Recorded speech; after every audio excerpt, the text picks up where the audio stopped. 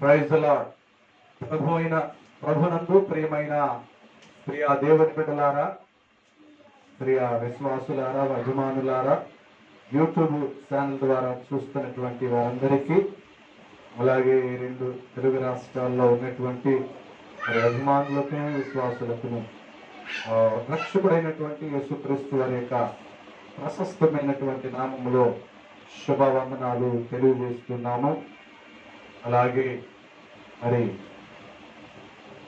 ఈ 9వ మాసంలో 25వ తారీఖున అనగా ఈ ఫ్రైడే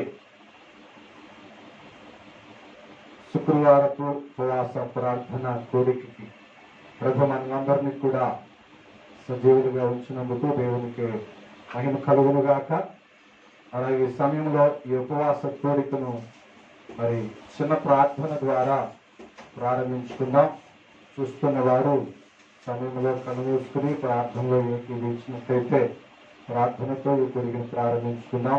పరిశుద్ధుడు అయిన తండ్రి, గనుడు అయిన యేసయ్య, శివాధిపతి, ఉన్నతమైన రాజ్య, ఉన్నతమైన నీ ఘనమైన పరిశుద్ధ నామానికి స్తుతులు స్తోత్రాలు చెల్లిస్తున్నాం. గడిచిన ఈ నెల 24 రోజులు ఈ ఉన్నతమైన కృపలో, ప్రేమలో మమ్మల్ని కాపాడి ఈ నెల 25వ తారీఖున అనగా ఈ శుక్రవారపు ఉపవాస కోరిక ప్రభు మేము నీ సన్నిధిలో కలిసి ఉపవసించి నిన్ను స్తుతించి నిన్ను సేవించి నీ మాటలు విని ప్రభు నీ సన్నిధిలో నిన్ను కనపరచడానికే మీరు ఇచ్చిన ఈ చక్కటి అవకాశం కొరకు వందనాలు.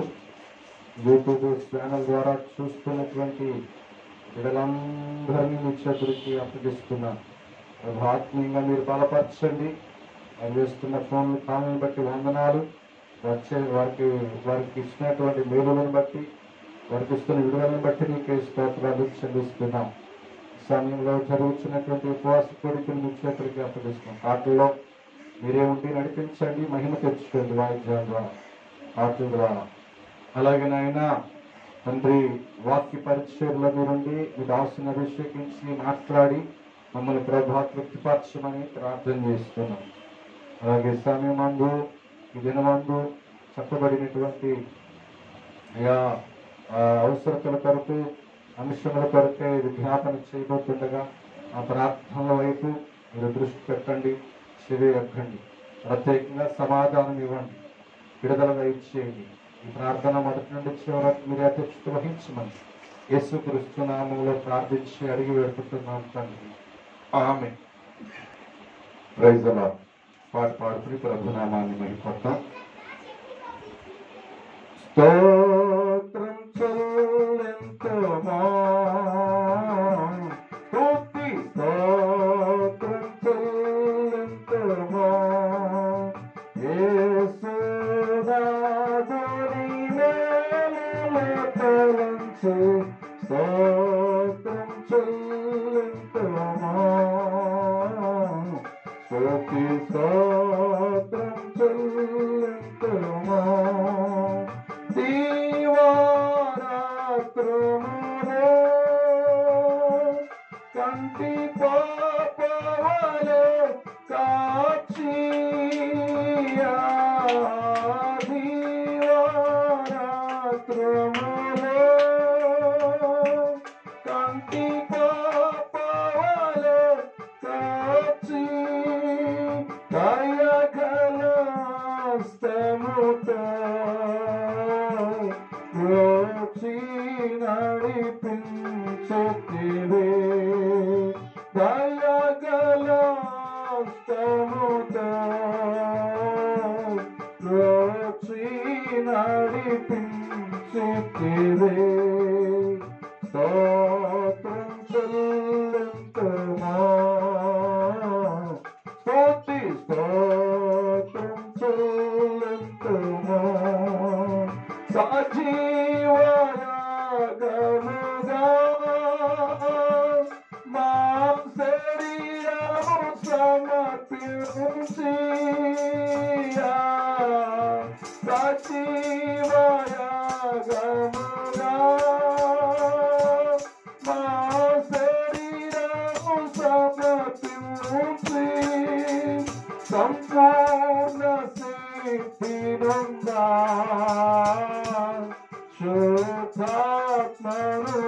ಸಗಿತೇವೆ ಸಂಪೂರ್ಣ ಸ್ಥಿತಿನಿಂದ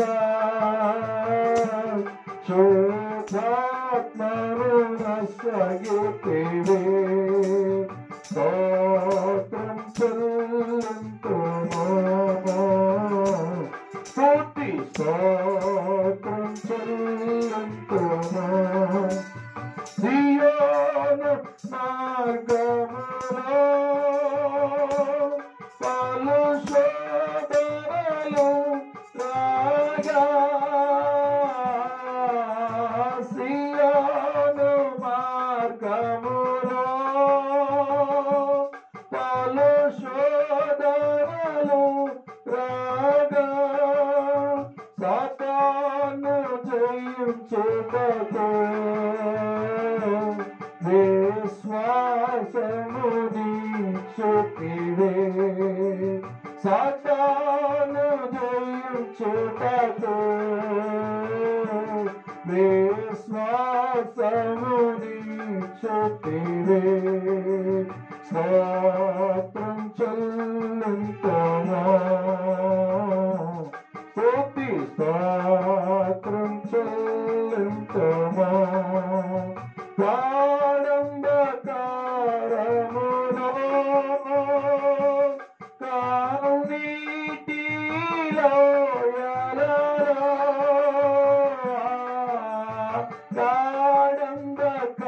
గాఢంధకారములో కన్నీటి లోయలలో కృషించిపోనీయక కృపలతో బలపరచితివే కృషించిపోనీయక కృపలతో బలపరచితివే స్తోత్రం చెల్లింతుమో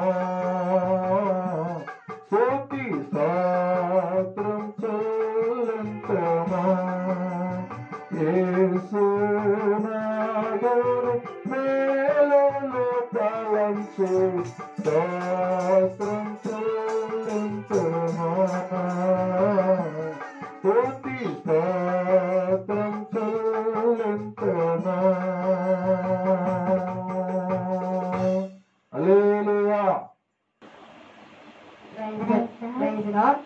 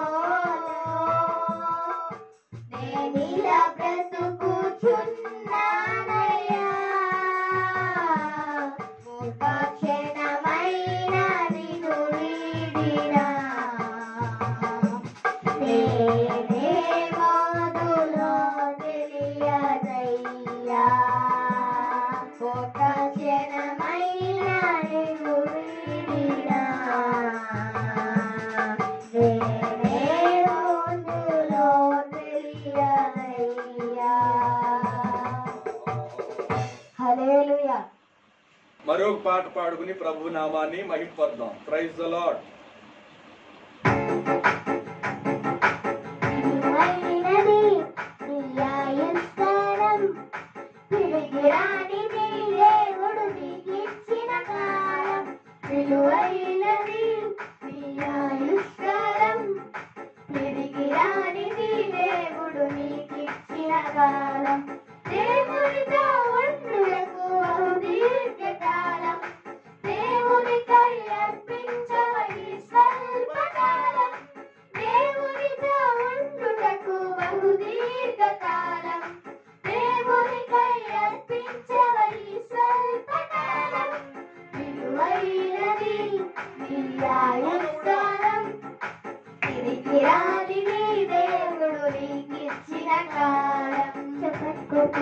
బంగారు సంపదలు దొంగలెత్తుకెళ్ళిన దొరుకునేమో ఒకనాడు నిరీక్షణతో వెతికిన మీ కడుపున పుట్టిన కుమారుడు తప్పిపోయిన మీ కలకు వస్తాడేమో వెతుకొచ్చు ఒక రోజున.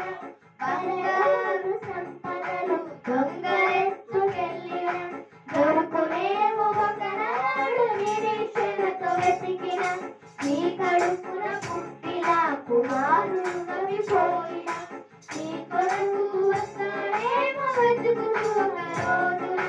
పరలోకపు దేవుడు నీకిచ్చిన కాలం, పరలోకపు దేవుడు నీకిచ్చిన కాలం, క్షణమైన వచ్చునా పోయినని కాలం, క్షణమైన వచ్చునా పోయినని కాలం.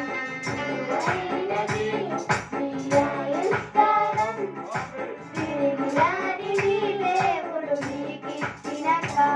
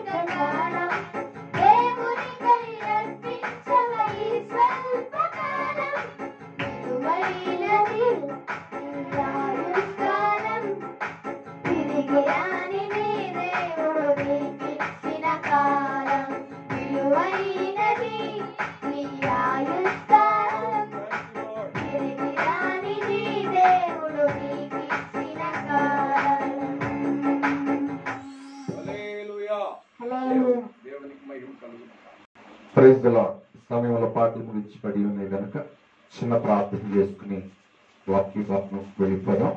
సమయంలో చిన్న ప్రార్థన. పరిశుద్ధుడు అయిన తండ్రి, మహిమ కలిగిన యేసయ్య, ఉన్నతమైన రాజా, ఈ ఉన్నతమైన పరిశుద్ధమైనటువంటి నామానికి స్తోత్రాలు చెల్లిస్తున్నాం. ఇంతవరకు నాయన పాటల్లో మీరుండి మహిమ పొందుకున్నారు. ప్రభువా, మమ్మల్ని మీరు వాడుకున్నారు, అందరిని బట్టి వందనాలు.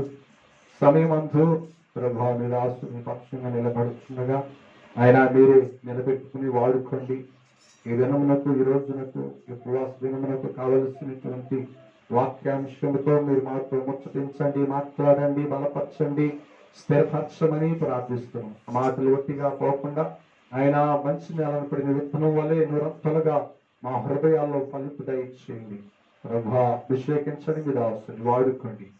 వినగలిగిన చెవులు, గ్రహించగలిగిన మనసు, హృదయాన్ని నాకు అనుగ్రహించమని యేసుక్రీస్తు నామంలో ప్రార్థించి అడిగి వేడుకుంటున్నాను తండ్రి, ఆమేన్.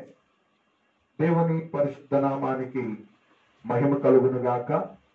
అలాగే ఈ సమయంలో ఈ వారమునకు చివరి సన్నిధిలో దేవుడు చివరి దినాల్లో మనం ఉన్నాం. ఈ నెలల్లో, ఈ 9వ నెలలో కనుక దేవుని యొక్క మహాకృపను బట్టి ప్రభు మరొకసారి మనం అందరం కూడా ప్రభుని స్తుతించి ప్రభుని గణపరచడానికే ప్రభు మనకి ఇచ్చినటువంటి చక్కటి అవకాశాన్ని బట్టి దేవునికి మహిమ కలుగునుగాక. కనుక ఈ సమయంలో మరి దేవుని యొక్క వాక్యంలోనికి మనం వెళ్తున్నాము. శ్రద్ధగా మీరు దేవుని వాక్యాన్ని ఆలకిస్తే దేవుడు స్పష్టంగా మీతోనే మాట్లాడతాడని నేను మనవి చేస్తున్నాను. కనుక ఈ ఫ్రైడే, ఈ దినానికి దేవుడు మనతో మాట్లాడటకు మరి సిద్ధంగా ఉన్నాడు కనుక మీరు కూడా సిద్ధపడితే కనుక దేవుని సన్నిధిలో దేవుని యొక్క వాక్యాలను హృదయపూర్వకంగా ప్రభు యొక్క మాటలు మన హృదయంలోనికి ఆహ్వానిద్దాం. పరిశుద్ధ గ్రంథమైన మన ధ్యానం కొరకు పరిశుద్ధ గ్రంథమైన బైబిల్లో నుండి మరి చదువుదాం. ఇర్మియా గ్రంథం 9వ అధ్యాయము 18వ వచనం చదువుకుందాం. మన కన్నులు కన్నీళ్లు విడిచినట్లుగాను మన కనురెప్పల నుండి నీళ్లు ఒలుకున్నట్లుగాను వారు త్వరపడి రోదన ధ్వని చేయవలెను. హల్లెలూయా, హల్లెలూయా. ఇక్కడ ప్రార్థన గురించి పరిశుద్ధాత్మ దేవుడు మనకి తెలియజేస్తున్నాడు. ప్రార్థన, మనం చేస్తున్నటువంటి ప్రార్థన, ఉపవాస ప్రార్థన అయితేనేమి, వ్యక్తిగత ప్రార్థన అయితేనేమి, మన ప్రార్థనలో రోదన, మన ప్రార్థనలో కన్నీరు, మన ప్రార్థనలో విలపించు అనుభవం ఉండాలి. హల్లెలూయా, హల్లెలూయా. ఈ రోజున ప్రార్థన అంటే ఫ్యాషన్ అయిపోయింది, ప్రార్థన అంటే ఆచారం అయిపోయింది, ప్రార్థన అంటే అలవాటు అయిపోయింది. హల్లెలూయా. చెయ్యాలి కదా అని చేస్తున్నారు, చేయక తప్పదు కదా అన్నట్టుగా చేస్తున్నారు తప్ప హృదయ లోతుల్లో నుండి ఈ రోజున ప్రార్థన రావుతున్నా, హృదయాంతరంగంలో నుండి ఒక తీర్మానంతో కూడినటువంటి భక్తి ఉండట్లేదు, ఉపవాసం ఉండటం లేదు. నువ్వు చేసేటువంటి ప్రార్థన, నువ్వు చేసేటువంటి ఉపవాస ప్రార్థన మనుషులకు కనబడేటువంటిదిగా ఉండకూడదు. దేవుడి రోజున మీతో మాట్లాడుతున్నాడు. హల్లెలూయా. అది దేవుడు చూడాలి, దేవుడు చూస్తున్నాడు అని భావించి, అని ఆలోచన కలిగి మనం ప్రార్థన చేయాలి. అట్టి ప్రార్థన అలాగూ చేస్తున్న సిద్ధపరుస్తున్నటువంటి ప్రార్థనల్లో అది ఆత్మ సంబంధంగా లేదా ఆత్మ సంబంధంతో కూడిన ప్రార్థన. రోధనతో కూడిన ప్రార్థన, వేదనతో కూడిన ప్రార్థన, ఏమండి, కన్నీటితో కూడినటువంటి ప్రార్థన. అలాగే దేవుడు ఈ లోకంలోనికి మనుషుణ్ణి పుట్టించక మునుపు మనుషుడికి ఏది అవసరం అవుతుందో వాటన్నిటిని దేవుడు సమకూర్చాడు. వాటన్నిటిని సిద్ధపరిచిన తర్వాత 6వ రోజున తన పోలికలలో తన స్వరూపమందు ఈ భూమిని, ఆకాశ పక్షులను ఏలడానికి మనుషుని పెట్టాడు. దీన్ని పరిపాలించు, సేద్యపరచు అన్నాడు. హల్లెలూయా, హల్లెలూయా. దానికి ఈ భూమికి, ఈ భూమిలో ఉన్న పక్షులకును జంతువులకును తండ్రి ఎవరంటే ఆదాము. ఆదాము.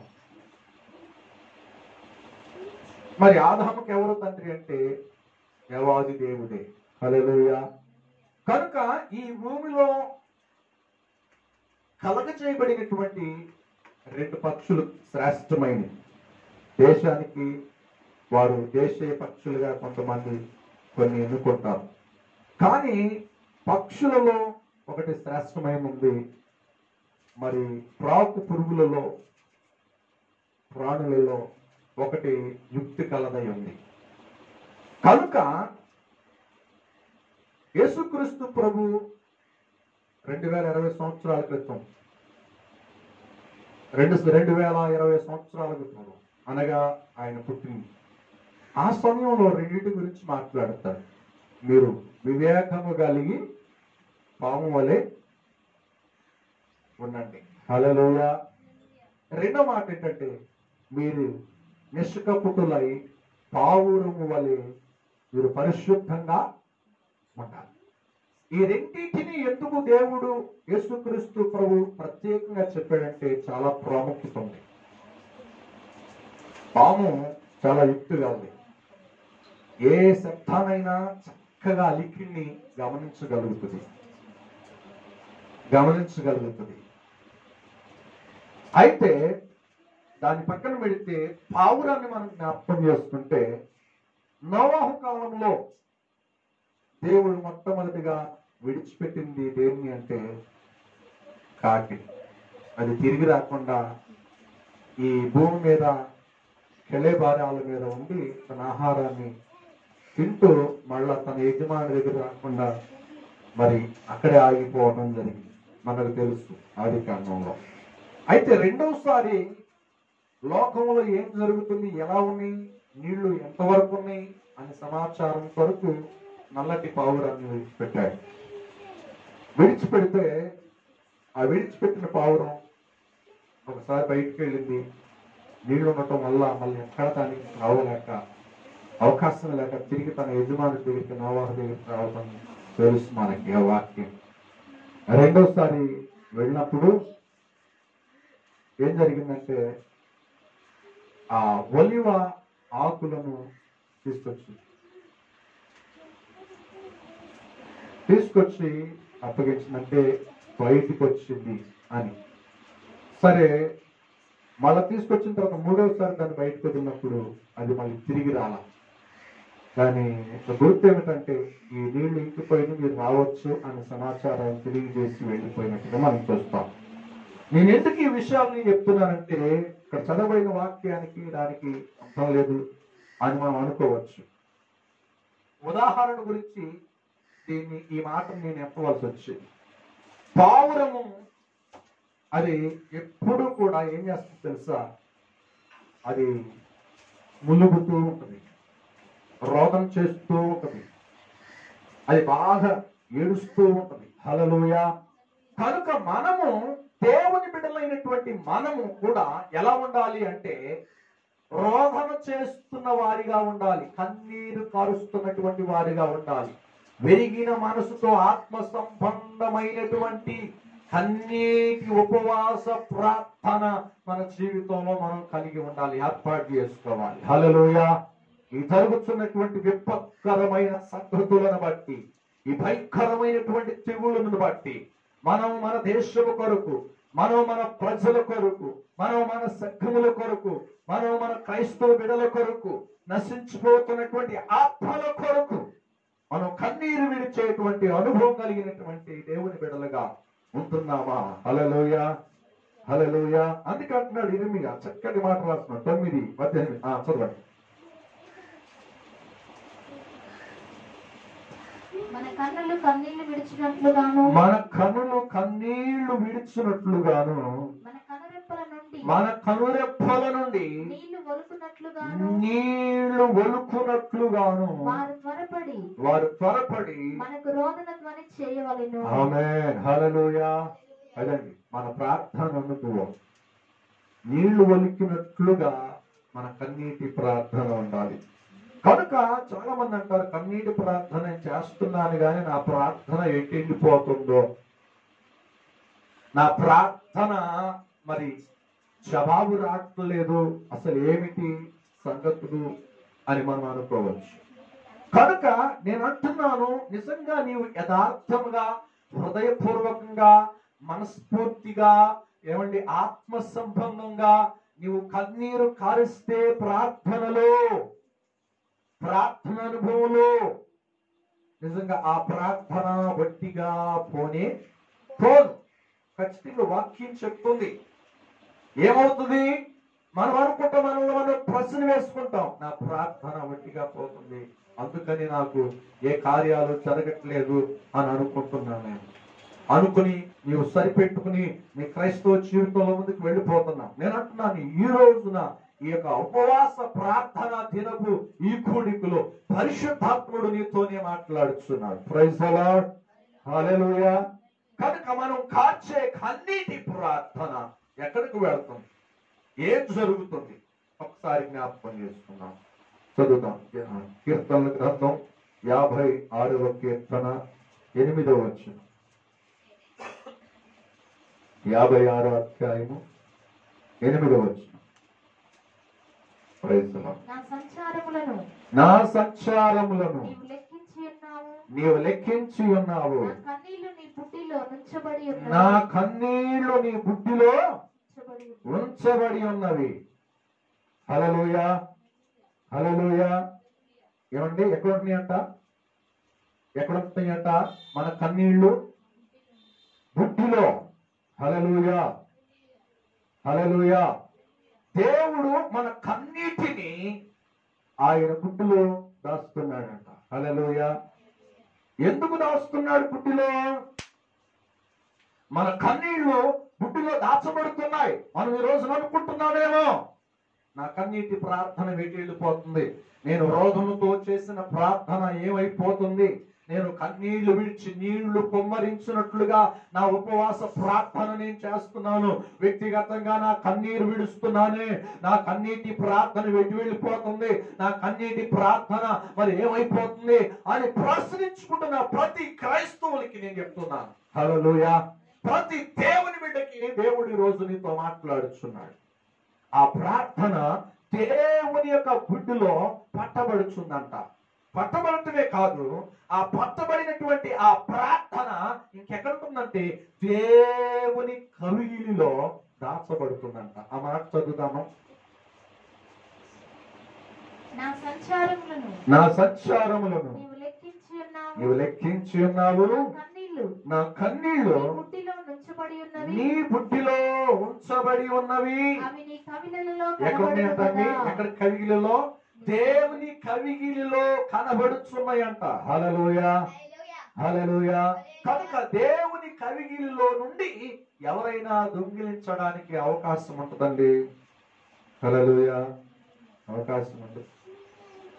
దేవుని దగ్గరికి వెళ్ళినటువంటి కన్నీటిని ఎవరైనా తీసుకోవడానికి అపవాది అవకాశం ఉంటుందా?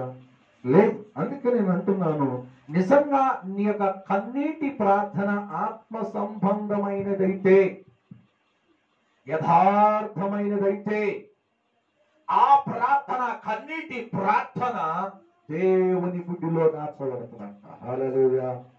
కనుక ప్రకటనలో ఒక మాట ఉంది, నిజంగా యథార్థంగా ఆత్మ సంబంధంగా సిద్ధపాటు చేసుకున్నటువంటి ఉపవాస ప్రార్థన అయితేనేమి, వ్యక్తిగత ప్రార్థన అయితేనేమి, కన్నీటి ప్రార్థన దేవుని సన్నిధానానికి వెళ్తుందంట.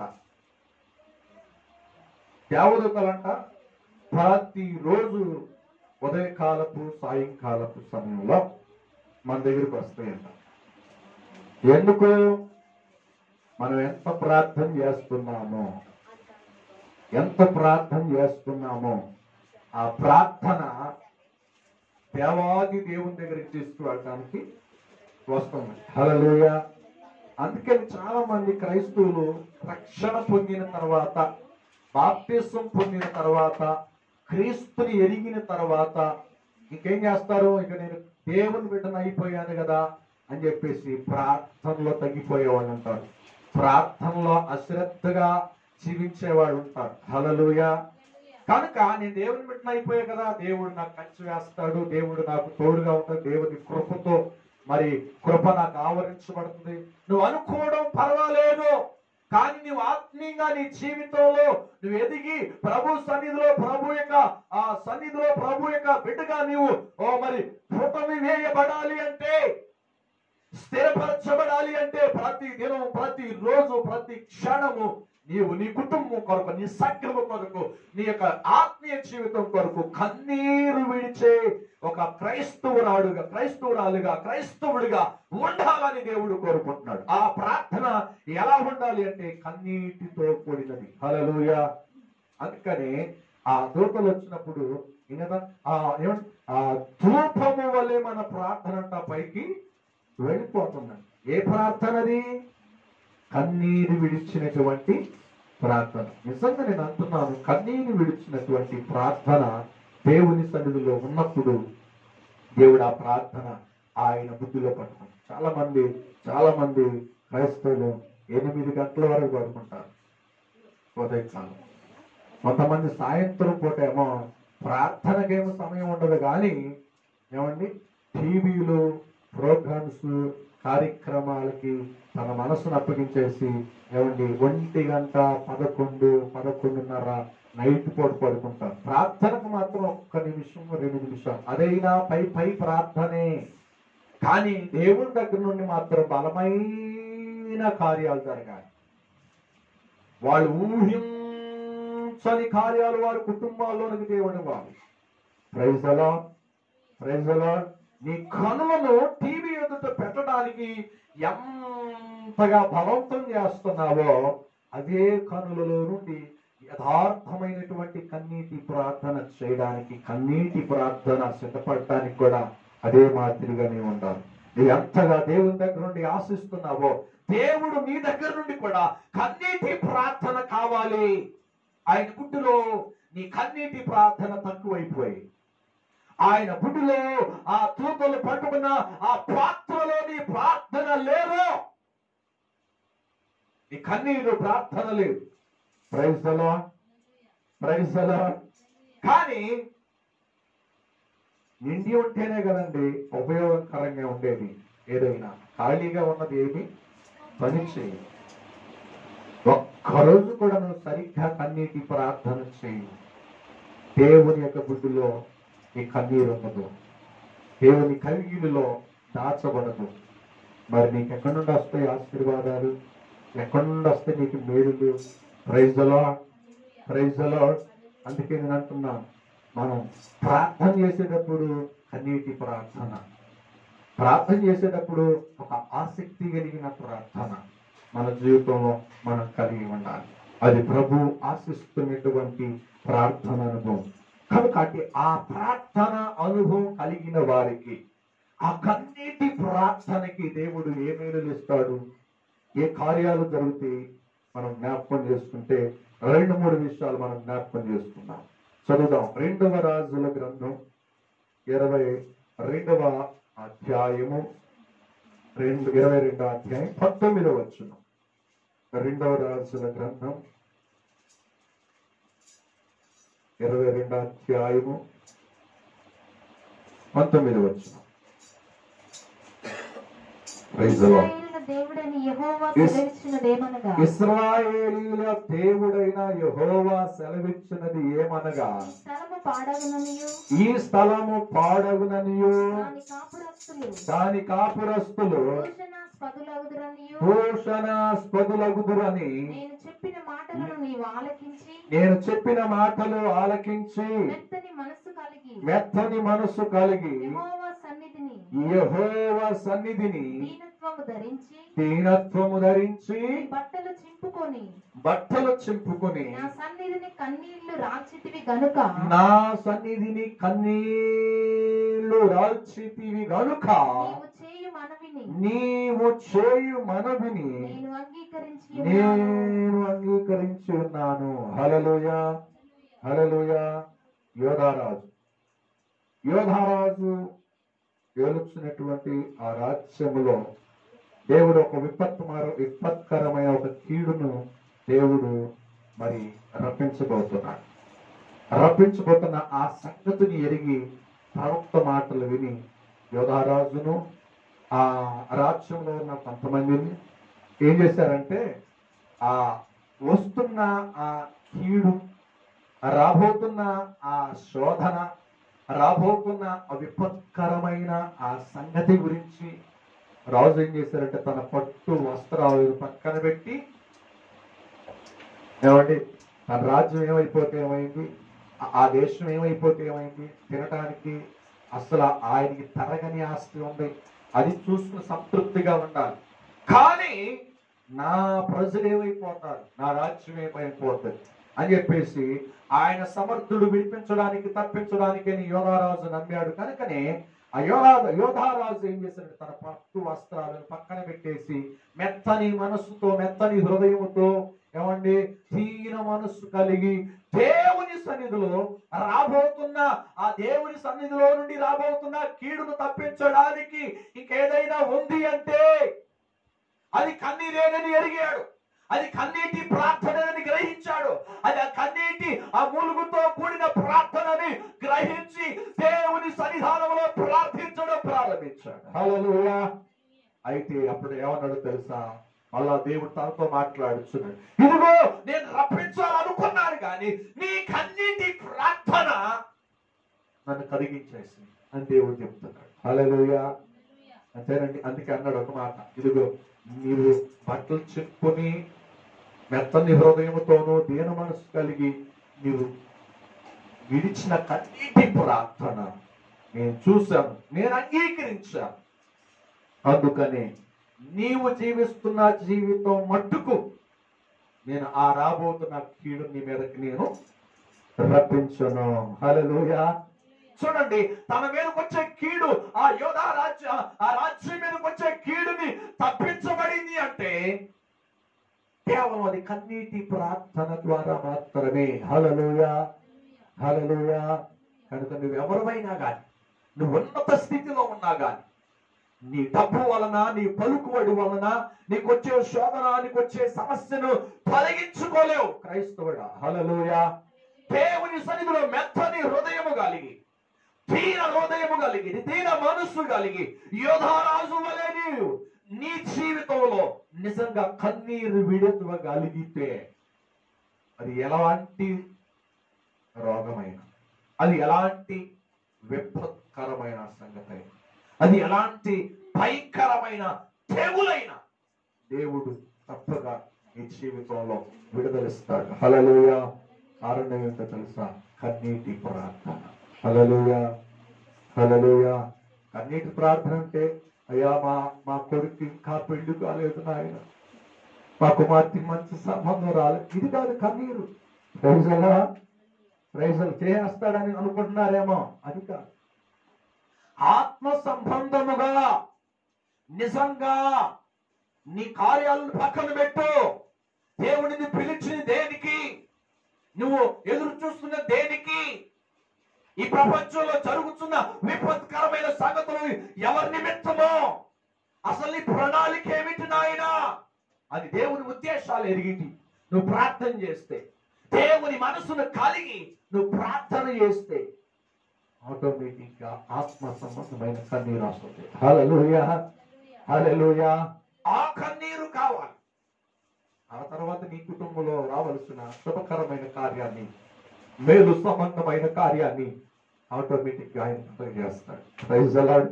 అది తర్వాత స్టెప్, అది తర్వాత కార్యము. కానీ ఈ మొదటిది ఏమిటంటే ఆత్మ సంబంధముగా నీవు ప్రభు సన్నిధిలో కన్నీరు విడిచేయక సంఘ బిడ్డగా, క్రైస్తవురాలుగా, దేవుని బిడ్డగా, దేవుని ప్రతినిధిగా ఉండాలని ప్రభు కోరుకుంటున్నాడు. హల్లెలూయా. అప్పుడే నీ ప్రార్థన అంగీకరించబడుతుంది. దేని బట్టి? కన్నీరు ప్రార్థన అంగీకారంగా ఉండటమే కాదు, కానీ నీ కన్నీటి ఉపవాస ప్రార్థన నీకు రావలసినటువంటి మేలునే రప్పిస్తుంది, కీడుని తప్పిస్తుంది. కనుక దేవుని సన్నిధిలో యోధారాజు వంటి మనం ఒక దీనత్వము కలిగి, మెత్తని హృదయము కలిగి, అధికారం పక్కన పెట్టి ప్రభు సన్నిధిలో మనం కన్నీరు విడవగలిగితే మన జీవితంలో దేవుడు ఆయన రాబోతున్న కీడుని తప్పించుటకు సమర్థుడు. హల్లెలూయా. తప్పించబడాలి అంటే కేవలం కన్నీటి ప్రార్థన. హల్లెలూయా, హల్లెలూయా. కనుక ఆ దినాల్లో రావలసిన కీడును దేవుడు అన్నాడు, నీవు కన్నీరు విడిచావు కనుక నేను నీ దినములలో, నీ ఆయుష్ కాలములలో నేను ఆ కీడు నీ మీదకి రప్పించు, నీ కన్నీరుని నేను చూచాను. హల్లెలూయా, హల్లెలూయా. కనుక కన్నీటి ప్రార్థన ఎంత మేలుని కలుగజేస్తుందంటే మనం చూస్తాం. యోధారాజు మీదకి వచ్చే శ్రమని, కీడుని తప్పించబడింది కారణం కన్నీరు. హల్లెలూయా.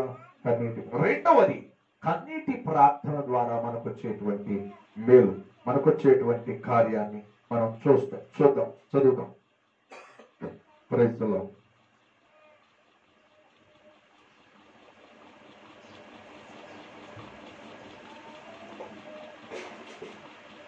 చదువుదాం. యెషయా గ్రంథం 30వ అధ్యాయం 19వ వచనం.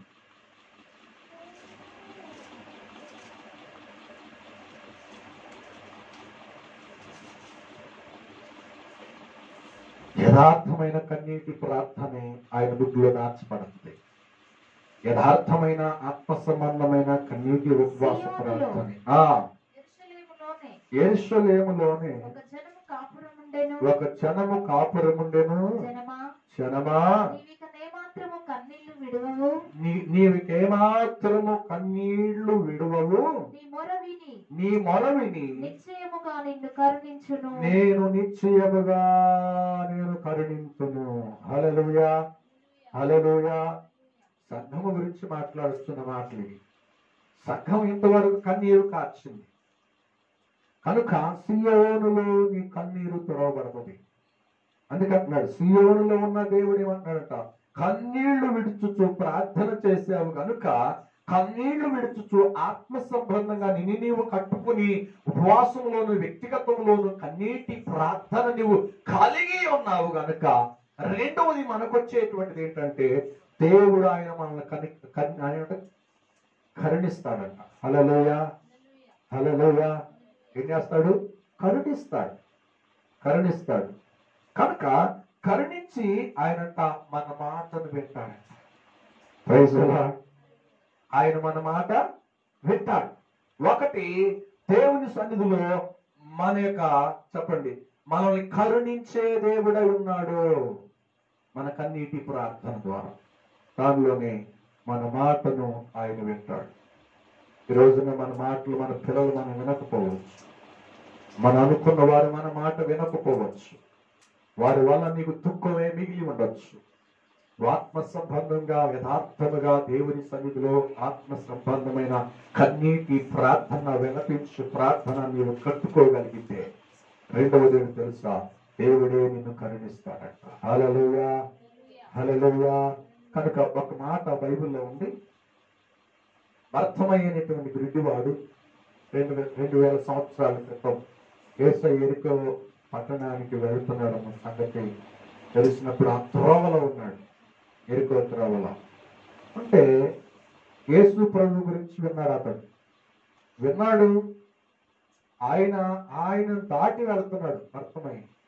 దాటి వెళుతుండగా జన సమూహం వెళ్ళిపోతున్నారు. చివరి మిగిలిపోయిన వారు ఆయనకి ఆ శబ్దాలు వినబడితే గుడ్డివాడు కనుక కళ్ళు కనపడవు, చెవులు వినపడతాయి. ఆ శబ్దాలు విన్నాడు.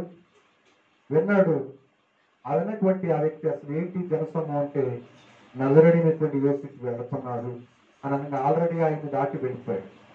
ఈయన ఏం చేస్తున్నాడు తెలుసా? అర్థమై, దావీదు కుమారుడా నన్ను దాటిపోకు, కరుణించుమయ్యా, కరుణించు అని కేకలు వేస్తున్నాడు. హల్లెలూయా. అయినా కూడా దేవుడు యేసయ్య ఆ మాట పట్టించుకోకుండా వెళ్ళిపోతూనే ఉన్నాడు. ఈయన ఇంకా కేకలు వేస్తున్నాడు. ఇంకా కేక, దావీదు కుమారుడా నన్ను కరుణించు. ఈలోపు ఆయనతో ఉన్న శిష్యులు అంటారు, ఈ మాట ఎవరు వింటారు, ఎవరు వినరు, వెళ్ళ ఊరుక అని ఆయన గద్దిస్తున్నారు. గద్దించినప్పటికీ ఈ భర్తమ ఇంకా కేకలు వేస్తున్నాడు. యేసయ్య అసలు ఈయన హృదయంలో నుండి వస్తుందా ఈ ప్రార్థన, పైన వస్తుందా అని ఆలోచన చేస్తున్నాడు దేవుడు. నిజంగా యథార్థంగానే వస్తుంది. అప్పుడు ఏం చేశాడు? ఎవరైతే గద్దించారో, ఎవరైతే ఊరుకోమన్నారో వారినే పంపించాడు భర్తమయ్య దగ్గరికి. యేసయ్య హల్లెలూయా, అతన్ని నా దగ్గరికి తీసుకురమ్మనగానే వచ్చాడు. నా నుండి ఏం కోరుకుంటున్నావంటే, నిన్ను చూడాలి, ఈ ప్రపంచాన్ని చూడాలి, నీ సృష్టి ఎలా ఉందో చూడాలి అన్నప్పుడు నీకు కలిగింది, నువ్వు అనుకున్నదే నీకు అవుతుంది అని దేవుడు అతన్ని స్వస్థపరిచాడు. హల్లెలూయా. కనుక దేవుడు మన ప్రార్థన పరీక్షిస్తాడు. మనం ఎలా చేస్తున్నాం? పైన చేస్తున్నాం, కన్నీరుతో చేస్తున్నామా? కనుక కన్నీటి ప్రార్థన, విలపముతో కూడిన, అంటే కన్నీరు విడుస్తున్న ప్రార్థన దేవుడు ఆపివేయగలిగినటువంటిది. హల్లెలూయా. దేవుడు మన మీద కరుణా దృష్టి నిలపగలిగింది. కనుక మన యొక్క మనవి ఆయన ఆలకిస్తాడు. ఈ లోకంలో ఎంతమంది నిన్ను గద్దించినను, ఎంతమంది నేను అవమానంగా మాట్లాడినను, యేసయ్య మాత్రం నీ ప్రార్థన ఆయన చెవి యొక్కి ఏమండి నిన్ను కరుణించుటకు శక్తి గలవాడు. హల్లెలూయా, హల్లెలూయా. కనుక మన కన్నీటి ప్రార్థన ఆయన మనం కరుణించేటట్లుగా చేస్తుంది. మన కన్నీటి ప్రార్థన, మన మాట విని ఆయన మనకి ప్రత్యుత్తరము దయచేసి. అక్కడే ఉంటుంది ఆ మాట చదివితే. యెషయా గ్రంథం 30 అధ్యాయం. జనమా నీవికనేమాత్రము కన్నీళ్లు విడువవు, ఆయన నీ మొర విని నిన్ను నిశ్చయముగా కరుణించును. ఆయన నీ మాట వినగానే నీకు ఉత్తరం ఇచ్చును. ఎప్పుడు నువ్వు కన్నీరు విడిచావు కాబట్టి, నీ కన్నీటి ప్రార్థనలో ఉన్నావు కాబట్టి, నీ కన్నీటి ప్రార్థనను సిద్ధపరచుకున్నావు కాబట్టి, అది యథార్థముగా ఆత్మ సంబంధంగా నీవు కలిగి ఉన్నావు కనుక ఆ ప్రార్థన దేవుడు నీకు కరుణించటమే కాదు కానీ ఆయన నీ మాట విని నీకు ప్రత్యుత్తరం ఇచ్చు, నీకు ఉత్తరం ఇచ్చును. హల్లెలూయా, హల్లెలూయా. ఈ ప్రపంచం, ఈ కోర్టులు, ఈ లోకం నీకు జవాబు ఇవ్వలేకపోవచ్చు, కానీ నిన్ను కలిగజేసిన, నువ్వు ప్రభు కొరకు సిద్ధపరచిన నీ కన్నీటి ప్రార్థన, ఆయన బుడ్డులో దాచబడిన ప్రార్థన, ఆయన కవిగిలిలో దాచబడిన ప్రార్థన, అది వ్యర్థంగా పోదు. హల్లెలూయా, హల్లెలూయా. ఏమిటంటే ఆ కన్నీటి ప్రార్థన నీకొచ్చే శోధనని ఆయన తప్పించగలడు. రెండవది, దేవుని సన్నిధిలో నీ మీదకి ఏమండి కరుణా మనస్సు కలిగిన దేవుని ఆయన దృష్టి నీ మీద పడుతుంది. హల్లెలూయా. దానిలోనే ప్రత్యేకంగా ఆయన నీకు నీ మాట విని నీకు ప్రత్యుత్తరం ఇస్తాడు. హల్లెలూయా. ఇంతకంటే భాగ్యం ఎక్కడుంటుంది? చిన్న కొద్ది కన్నీటి ప్రార్థన నీ జీవితంలో నువ్వు చేయలేనిటువంటి ప్రతి కార్యాన్ని చేయడానికి నీకు ముందు నిలబడి ఆయన యుద్ధము చేస్తారని మాటిస్తున్నాడు. హల్లెలూయా, హల్లెలూయా. అందుకే నేను అంటున్నాను, దేవుని సన్నిధిలో మూడో మాట చెప్పి మనం ముగించుకుందాం. చదువుతాం పరిశుద్ధ గ్రంథం, యెషయా గ్రంథం 38 అధ్యాయం 5 నుండి 6 వచనం వరకు.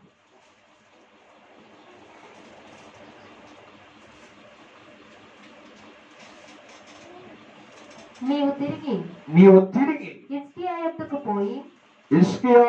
పోయి అతనితో ఇట్లనుము,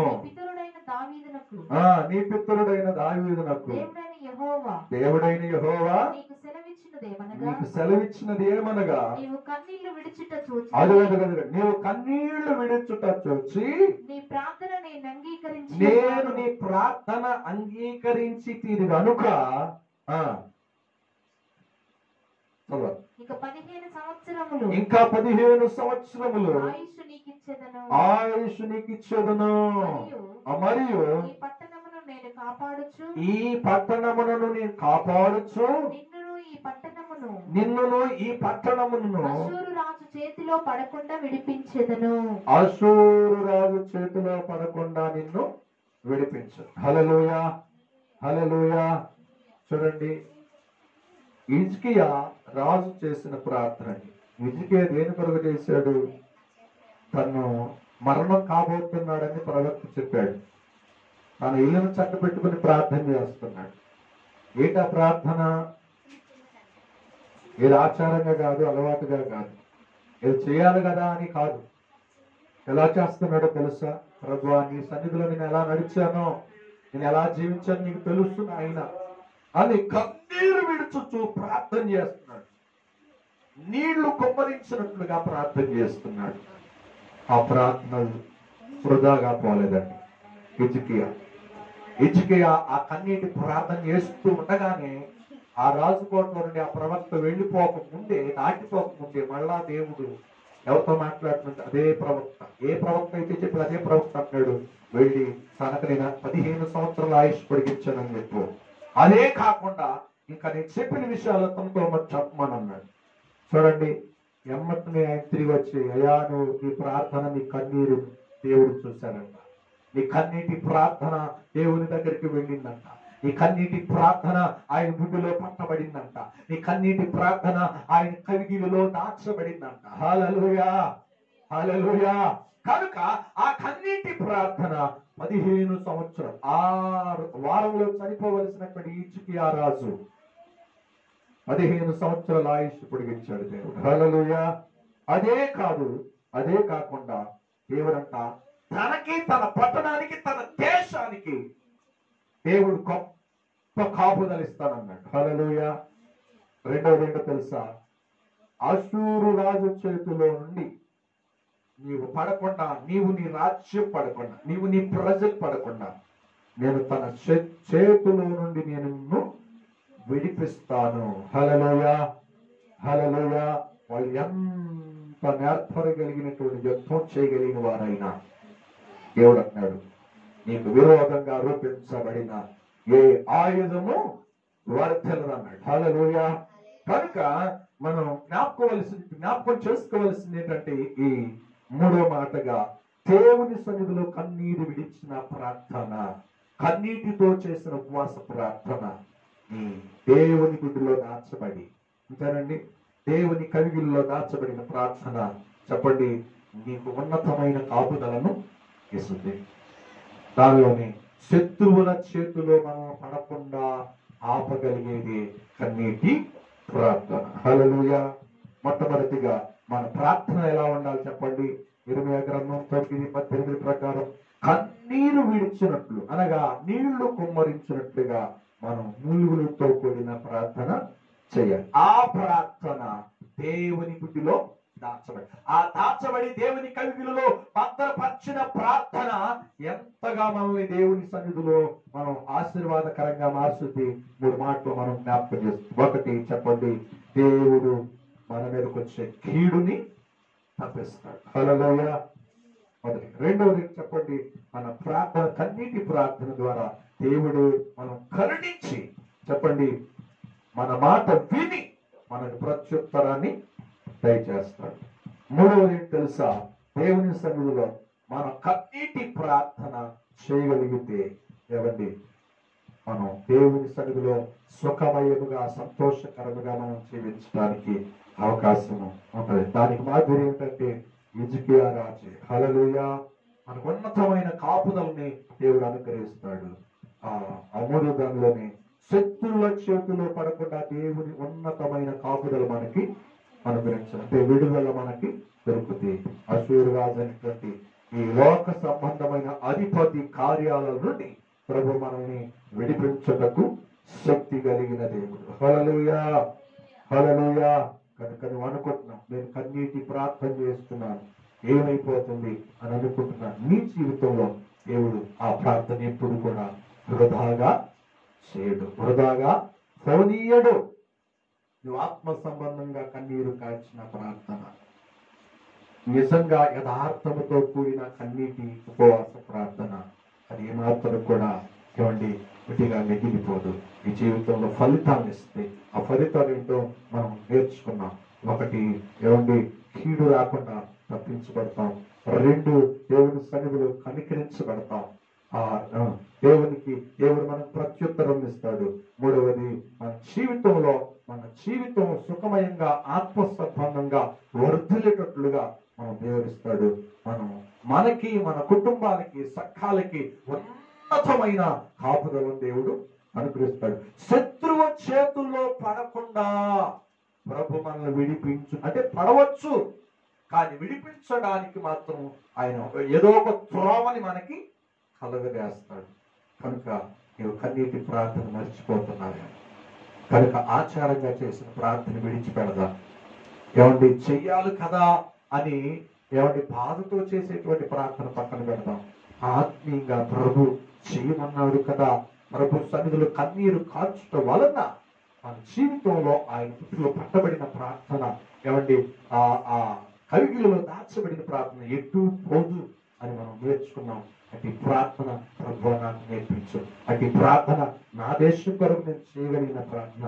అనేక మంది యవనస్తులు పాడైపోతున్నారు, వారి కొరకు కన్నీరు ఇచ్చేటువంటి ప్రార్థన అనుభవం నాకు కావాలి అని ప్రార్థన చేయగలిగితే నీ కుటుంబంలో ఉన్నటువంటి పరిస్థితులు ఆయన సరిచేయడానికి సమర్థుడు. కనుక ఈ రోజున క్రైస్తవ వ్యవస్థలో, క్రైస్తవ సంఘాలలో, క్రైస్తవ కుటుంబాలలో ఈ కన్నీటి ప్రార్థన కరువైపోయింది. అందుకని అనేకమైన సమస్యలతో, అనేకమైనటువంటి బాధలతో, అనేకమైనటువంటి ఇక్కట్లతో క్రైస్తవ కుటుంబాలు మగ్గిపోతున్నాయి. క్రైస్తవ కుటుంబాలు అతలాకుతలం అవుతున్నాయి. కారణం ఏమిటి? ప్రార్థన చేస్తున్నాను, ఈ ప్రార్థన ఎటుపోతున్నాను అనుకుంటున్నాం.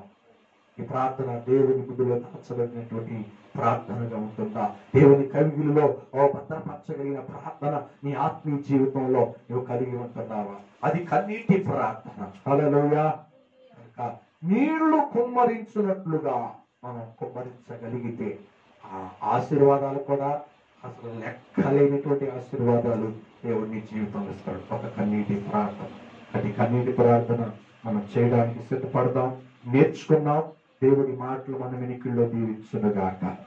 ఆమేన్. ప్రార్థన చేద్దాం. పరిశుద్ధుడా, ఉన్నతమైన యేసయ్య, బలవంతుడా, ఆశ్చర్యకరుడా, శివాధిపతి, నీకు వందనాలు. ఇది ఉదయకాల సమయంలో ఈ ఉపవాస ప్రార్థన కోడికలో ప్రభువా, ఈ పాటల్లోనూ అలాగే నాయన వాక్యంలోనూ మీరుండి మాతో మాట్లాడారు.